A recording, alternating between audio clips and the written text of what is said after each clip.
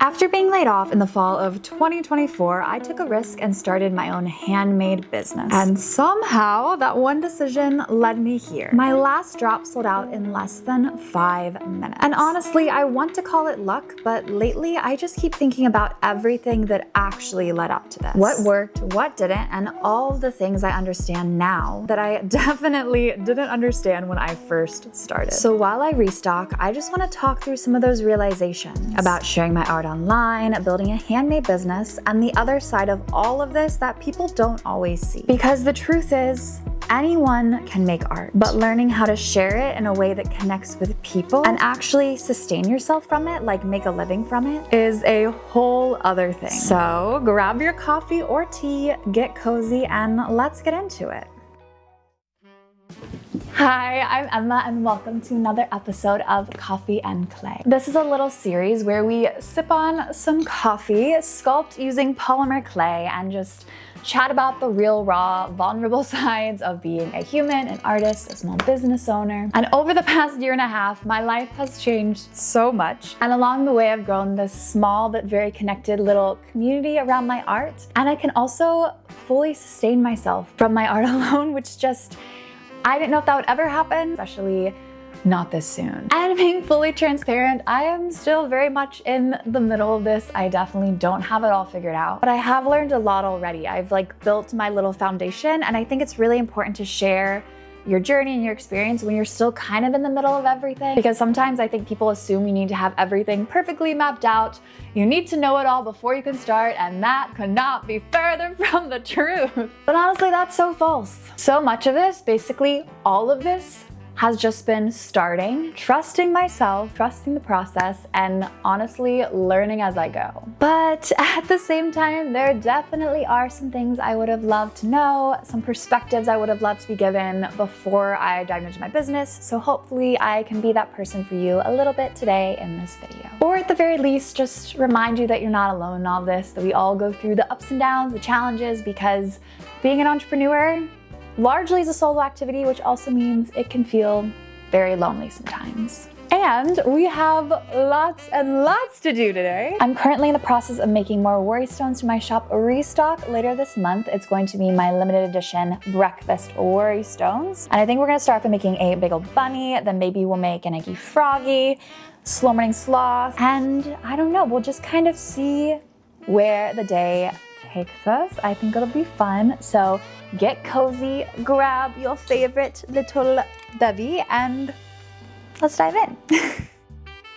I think one of the biggest misconceptions about starting a business or trying to do anything new is that it's just easy and people just take off. And if you don't take off immediately, then you're doing something wrong, which that's just, that is false in and of itself. Because so rarely is it easy in the beginning. It's just that we don't typically see people until they've kind of reached that quote unquote level of success to have that amount of visibility. And success, by the way, can mean so many different things for so many different people. But typically success doesn't happen overnight. It's just that they're not seen, they're not becoming more visible until they've kind of hit that level. There's just so much that went unseen from those earlier days. But by the way, if you're like an OG of mine, if you've been around from the beginning, thank you so much. I really appreciate you. Most people are experimenting quietly for a long time before anyone really notices them. And weirdly enough, that can actually be a gift. Because when you're small, you have so much freedom to just explore, try things, pivot, make mistakes without anyone really seeing, and just figuring out what actually feels meaningful to you without the pressure of thousands or hundreds of eyes watching every single move. And I genuinely think treating the whole process like one big experiment is the best and healthiest mindset you can have as a creative person. Simply let your curiosity and your creativity guide you. Because I didn't start my business by making worry stones. I always knew I wanted to have a handmade polymer clay shop, but I didn't exactly know what that meant from the beginning. So I just did what I did at the time, what I did as a hobby beforehand. So I made keychains, I made jewelry, I made some honestly really cute little trinket ring dishes. But at the time, I think I was focused a little bit too much on creating what I liked instead of thinking more deeply about what other people would cherish and emotionally connect to and want to bring into their lives. What could bring someone comfort? What would make them feel supported? What would add a value beyond just simply being cute? Which, I mean, being cute boosts the dopamine, you know? And over time, through a lot of trial and error, trying different things out, I started getting more clarity around the values I really wanted my shop to stand for, which was mental health, comfort, community, and connection. And then that ultimately meant I wanted to be creating things that emotionally support people, that help them feel less alone. And once I allowed myself to lean more into being vulnerable with my art, to show that side of myself through my art, then that's when I started making handmade worry stones.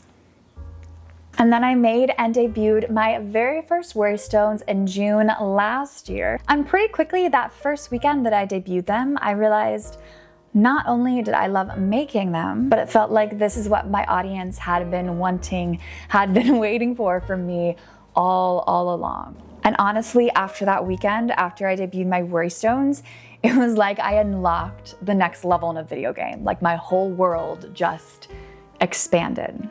But what people don't see are all of the moments before that where I genuinely really didn't know if this would work out, if I could actually do this. There were some very slow and nerve-wracking moments earlier on in my business, especially before I made the worry stones, where I was trying things out. I honestly didn't know what I was doing with social media. I mean, everything is still up on like my Instagram and my YouTube. So if you really want to go back to those very beginning days, you can do that. You can see it all, because I do think it's really important to leave that stuff up and just be transparent and show people like where you started and then where you've come today. All of us, whether it's seen or unseen, we all gotta start from somewhere. But one of the biggest realizations I've had is that running a small art business is so much more than just being an artist. I don't have any traditional marketing training, but I do know a lot about psychology, emotions, art, and most importantly, storytelling. And I think marketing, at least for me, is about learning how to communicate my art in a way that people can actually feel, not just see. Because when you're the one making something, you understand it so deeply already. It's almost like second nature to you. But the person on the other side doesn't always know what went into it. They don't have the same context. They don't know what you know. So for me, marketing has never been about convincing people of something. It's more about just bridging that gap and offering value. And honestly, my shop didn't suddenly sell out because of one magical thing, one magical post. It's really been just a bunch of small, consistent things that have slowly built trust over time. Throughout my journey, I've just been sharing the process, showing the messy moments, talking openly about my anxiety and burnout and creativity, and just letting people see the human that I am behind my shop instead of trying to look like a perfect person or a perfect brand. And I'm not someone that creates big content calendars where I have everything planned out week by week. I don't do that. I just focus on creating content that feels honest and really grounded and human. I always just want to create content that feels good and joyful and fun and rewarding for me to create, but then also joyful and comforting and warming for other people to see and receive. Because people can read other people's energy even through a screen. And all this connects to something I didn't fully expect when I started sharing my work online, which is that I just started craving a more human way of communicating. Social media, especially short form, can feel very fast and unpredictable sometimes, like you're just posting into a space and you don't really know who's there. And as humans, I think we truly connect in slower, more intentional ways, like in these YouTube videos, for example, and emailing has started to feel like that for me too. It helps me directly connect and update the people who care the most without any pressure of pleasing the algorithms or accidentally getting caught in endless scrolling. And I want to give a huge thanks to OmniSend for partnering with me and kindly sponsoring this portion of the video. I've been using OmniSend for a while now, and today I'm putting together a newsletter for my upcoming shop restock.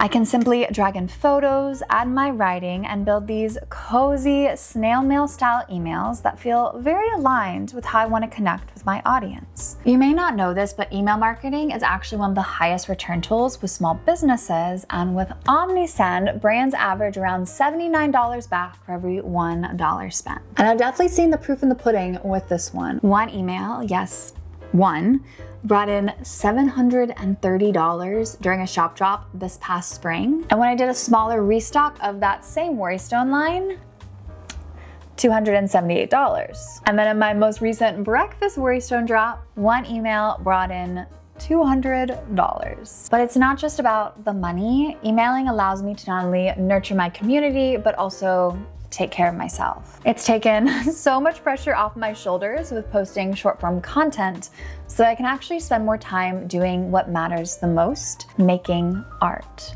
OmniSend integrates seamlessly with Shopify and other e-commerce platforms, plus they offer 24/7 support and free migration so you're supported through the whole process. And paid plans also include features like SMS marketing, which is something I personally love to explore in the future to keep growing my business through just sending cute little texts to y'all. So if you've been wanting to nurture community, it's honestly something I highly recommend looking into. And if you'd like to get started, I actually have a 30% off code for your first 3 months. Just use the QR code on the screen somewhere here or check out the link in my description. My email newsletter has been a really big shift for me this year, and I'm so excited to continue growing it moving forward. Okay, but back to sculpting. Of course, as small business owners, we want to make money. Otherwise, we wouldn't have it be business. We'd just be doing it as a hobby. As an artist, the money kind of just feels like a byproduct. Like it's the thing that allows you to live an artistic life. Because honestly, if I wanted to get rich, a handmade business would not be the way, because there definitely is a ceiling. Not saying that's a bad thing, but it is just kind of a fact that if you're gonna make handmade things, there's only so many things you can make. And so you gotta consider that.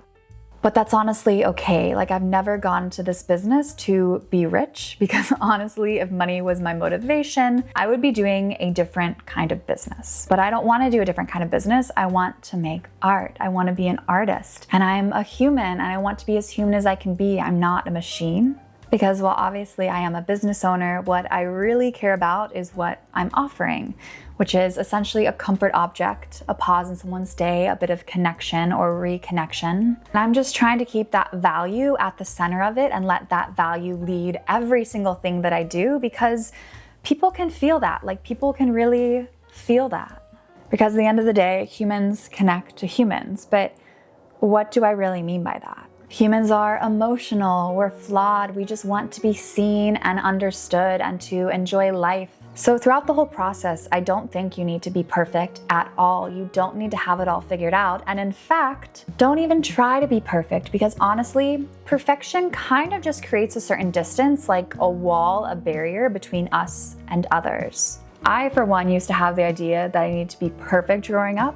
I was a high achiever in many, many external ways, but it also built up this massive wall. It prevented me from truly connecting with others in my life, and it was just so lonely. But since letting that wall down and being okay with my quirky, weird little self, I have never in my life felt more aligned with myself and also those around me. Something else I've been thinking about a lot lately too is how social media feels quite different when you're doing it as a small business versus like trying to become a full-time content creator. And I don't think one is like better than the other, but they just have very different goals. Personally, my business comes first. And then the content, it's kind of secondary. Like the content supports my business, it helps me run my business, but it's not content just for content itself. Because honestly, becoming a full-time content creator, like that's never been a goal of mine. And I think because of that, my relationship with social media, it feels quite different. Because at the end of the day, I'm not really trying to build the biggest audience possible. I'm trying to build a genuine community around my art instead. And I think when you're online a lot, it can become really easy to get lost in the numbers, views, followers, analytic growth, and obviously those things matter to some extent. I'm not denying that, but I really try not to focus too heavily on just the numbers, because I know you all on the other side of the screen, you are real people. Like you're not just numbers in some game. And I really think one of the biggest reasons my business feels more stable now is because of the community that's been built around it. And I cannot express in words how incredibly grateful I am, because y'all are just the sweetest, coziest, kindest community of people. Thank you so much. And a huge milestone for me actually was when I started getting returning customers. That's when I knew I was really doing something right, because people weren't just buying one worry stone and disappearing, they were coming back. They clearly connected with it and they wanted more. And if you're one of those people watching right now, genuinely from the bottom of my heart, thank you so, so much. At the end of the day, community always comes first for me. And I truly believe sharing on social media feels the most meaningful when we stop trying to perform for people and instead start just trying to simply connect with them. So be vulnerable, and trust me, I know being vulnerable is so scary. It can feel terrifying, but it also can be so, so worth it. And I think that feeling that you get when you're a little bit vulnerable, that kind of like vulnerability hangover, and trust me, I know her well. I felt like that for basically every single day for the first 6 to 8 months of starting my company, and I still get that way these days, but as I've grown and built up my comfort, I guess, of being uncomfortable and having that vulnerability hangover, I've noticed that vulnerability hangover, that bit of like, oh my gosh, people are seeing me, I'm scared what they're gonna think feeling, is actually a sign that I'm doing something right, that I'm really leaning into it, and I'm really letting myself be seen. And I am so grateful for the courage and the bit of calculated risk taking my younger, not even that much younger, a year ago self had. Because if I didn't do that, if I didn't share the messy moments, the vulnerable moments, I genuinely don't think I would be here where I am right now. Because for me, art genuinely, like, it is my lifeline. It's how I make sense of things. It's how I cope. It's how I deal with all of the hard parts of life. And I guess just through doing this company and sharing my art, that is what I hope to provide for other people too. I hope that's how they feel. Okay, but this video is actually getting a little bit long and I'm running out of time for today. So I think I'm actually going to pause it here, and I will see you tomorrow, which for you will just feel like a few seconds from now. When we come back tomorrow, we're gonna start by diving into storytelling, how I kind of approach storytelling and my content, and some actual like concrete tips and things that I do that'll hopefully maybe help you, that you can bring into your artistic journey. And we'll also talk about like building trust and community and a few other things as well. And it's gonna be a nice second day of sculpting. So I'll see you then.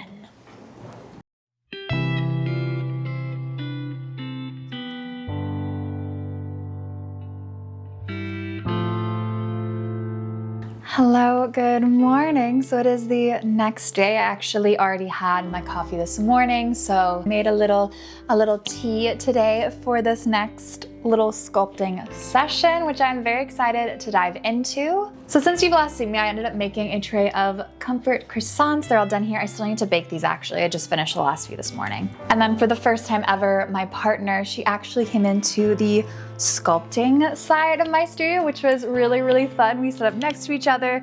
She was over here conditioning clay, and then I came on this side and I was like shaping the bases and eyeing the details, and it was really sweet and really fun. I mean, if you've been around for a while, you know that she'll often help with like prepping packaging and packing orders and getting everything shipped out. But that was the very first time she came into this side of the studio, and I was teaching her how to condition clay, and it was a really fun time. So I got a head start on a lot of slow morning sloths. So that's gonna be what we're working on sculpting today. I think one of the biggest things I've learned since starting my business is just how incredibly important storytelling is in like every aspect. From how you talk about your products, your branding, if you're doing in-person events, how your booth is set up, or if you have a place in a shop, how your little section is set up. Because at the end of the day, people aren't only connecting with the product, they're connecting with the feeling behind it, the process, the reason why you made it in the first place. And if you're someone that's like doing it on social media and you're showing you as the maker, of course, they're also connecting to the person making it. I recently actually had someone ask me, how much do I think my success is tied to my social media? And I definitely think my social media has played a big role in it, in the fact that it's helped me find my community, it's helped me find like-minded people. But I also think a lot of it is the story and the meaning behind the art itself. So it's a little bit of both, you know. I think social media is great for communicating and finding people, but I also do think the art and the story, I get into the art and the meaning behind it, also carries itself. I don't want anyone thinking that they have to necessarily do social media if they don't want to. I mean, I have found success in in-person markets before when there's people that have never seen me, they've never heard of a worry stone before. Just the way you can do storytelling through your booth setup, through the signs you make, through the way you interact with people. But for right now, I'm really just focusing on my online shop. And so for this next little section of the video, while we talk about storytelling, we're gonna focus on how do you do storytelling in this kind of online social media realm that we're all in right now. Something that has helped me a lot is actively watching content I admire to gain inspiration. Not to copy it, because originality is honestly so important, but to pay attention to what makes me feel something. Like while watching it, I'll ask myself, what about this video makes me want to keep watching? What about this creator feels comforting or immersive or inspiring? How are they pacing things? What are they showing visually? What camera angles do I like? What emotions are they creating? But also, like, we're all creative people here. So use the knowledge and creativity you have from other areas of your life and figure out how you can apply that to your content creation. Like often I think we forget that our creativity can be transferable from different mediums. You just have to get a little more creative, haha. But you don't always have to start completely from zero. Like use the skills and the strength and the creativity and the knowledge you have from these other areas of your life and figure out how can you use that as like a bridge to then help you get into something new, learn a new skill. Because when I first started making videos, I didn't have much experience with filming and editing, but something I did already feel much more comfortable with was writing. I've always loved words, I've always loved writing, storytelling, journaling, and honestly, that's a huge part of what led me to begin my Coffee and Clay episodes in the beginning. I used my understanding of written storytelling to help structure and guide my videos, and then I challenged myself by adding in another skill that felt newer and honestly much more uncomfortable at the time, which was filming myself sculpting. I was trying different camera angles, reshooting clips, experimenting, just trying to learn how to visually capture my artistic process. And I do really believe that social media is a learned skill. And I think sometimes we'll see content creators online and we'll assume that they were just naturally good at it from the beginning, like the content they're creating now is the same content they were creating at the beginning. But that is so rarely the case. Normally the beginning parts, as we kind of talked about earlier in this video, are awkward. You don't really know what you're doing. You're really learning as you go, and that's visible in the stuff you're making. And that's okay. It's okay to not really know what you're doing when you start. We all start somewhere. If we want to try something new, it's just a fact that we will be a beginner at first. We really can't get around that. But I know as adults, especially, being a beginner can feel really uncomfortable. But I think the best thing you can do is just embrace it. Don't try to be perfect. Accept the fact that you're a beginner and have fun with it and just aim to get slightly better every single time you do it, every video you make, every post you make, every art you make. And the good news, the more you do it, the more you'll learn, and then the more natural it'll all just become to you. And if you need just a little bit of inspiration to actually get started, to get over that first hurdle, just think about how proud your future self will be when you reflect on where you started versus where you went, what you learned, how you grew, what your journey evolved into. Plus, I do believe that the main way to build trust with an audience is first by building trust with yourself. And being vulnerable and trying new things and putting yourself out there is one way to grow your self-trust. It helps you learn to kind of rely on yourself and know that if you set out and you say you want to do something, you'll figure it out and you'll be fine. And by building up that self-trust, it'll help us just be more comfortable with who we are.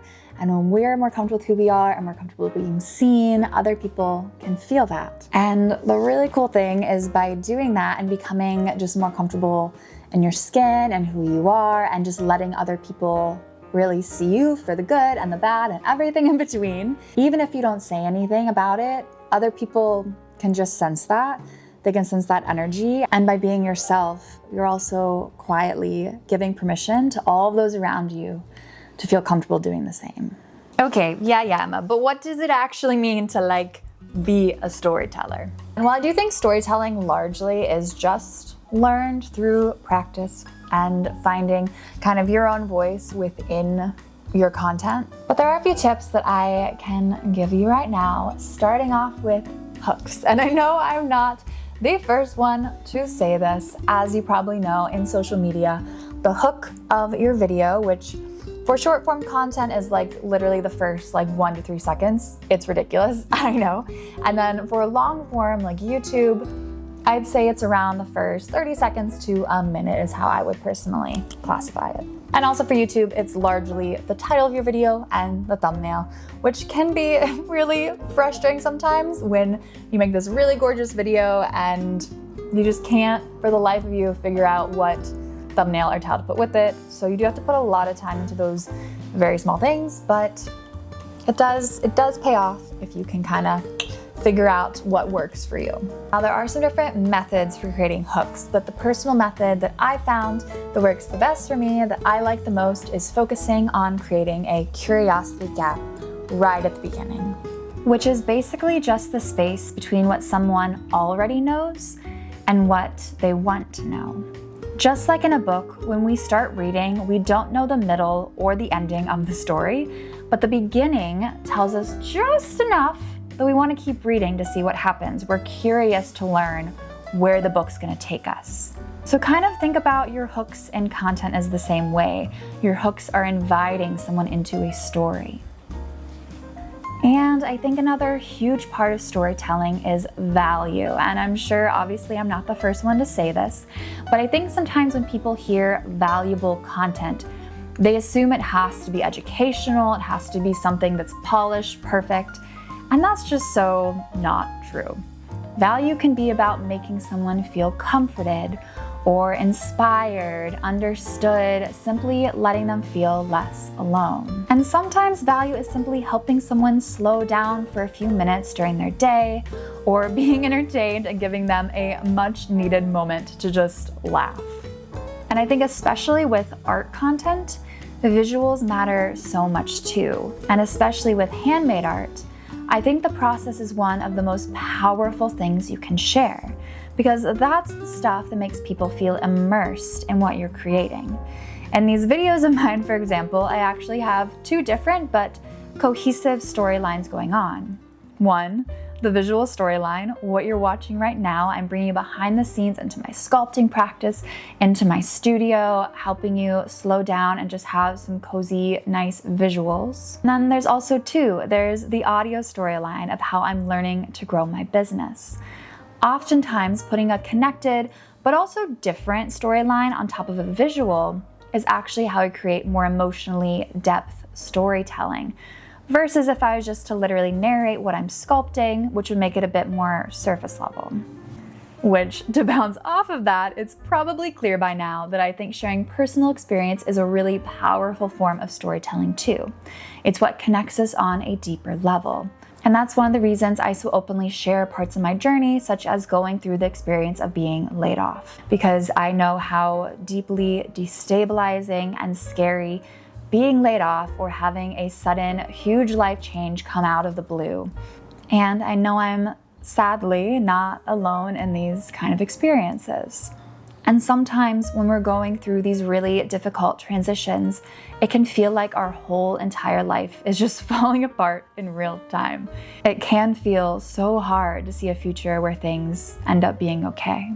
But sometimes the hardest things we go through can also become the biggest catalyst for change. I never want to pretend like everything just works out perfectly all the time. I know life is very, very complicated, but if sharing my story can give even one person a little bit of hope while they're navigating that difficult season of life, then that means so much to me. Like, that's truly why I do this.